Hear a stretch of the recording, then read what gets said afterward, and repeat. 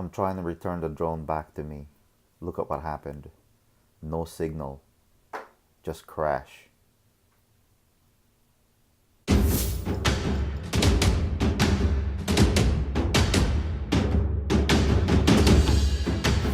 Okay, I was 20 feet up. You know, I'm gonna go about 18, and then I dropped down to 6.5 feet. About 6.9. See, that's why I was trying to, return to home. You know, all the way up to, all right, here you go. Hold on. You guys can see. So 20.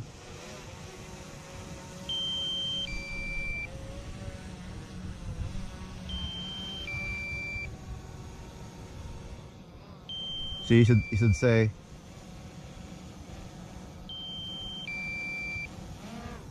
landing.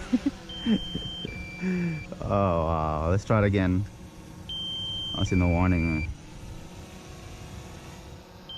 Landing. See, it should say landing. Now you guys see that I got the Mavic. See, I got the Mavic too. You would say landing. Watch one more time. You see landing.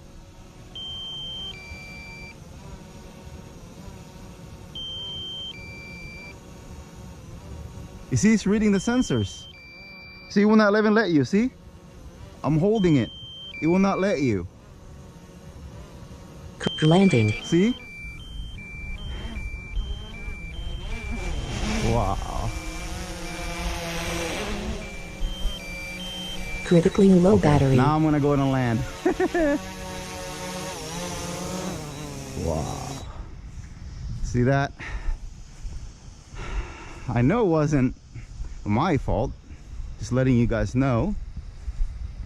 I noticed that the way I crashed this guy, it has to do with something else, because that time I did a firmware update on the iOS, and once I did the firmware update, it's telling me and everything was good. So when I did that, when I'm trying to return the drone back to me, it was coming back, you know, suddenly while it's supposed to return. Yes, I did press the controller to come back to me, right? And as soon as it's coming back down, and the next thing I noticed, it just fell, and everybody saw my drone just fell in the water. And of course, when this thing fell in the water, you can tell it went tilt over, because the gimbal said it tilt over. So yeah, so and that's right now we're like in the brightest day. That day when I dropped my drone was actually like it was not as bright, I don't think, this day. And you can see here, this is more reflected, and I'm just showing you guys that this is the reason why that get this Mavic 2s. And I've been doing this, I mean, I tried all the drone, and this is the first time that actually happened to me out of all the drones that actually flown in the water like this. And yes, it's risky, but this is what I do. I do water sports, and you know, be honest with you, I got the first Mavic Pro that actually did a hurricane condition, and also the DJI Spark, the smallest drone of a DJI lineup. And those two drones was used for active track in hurricane condition by myself.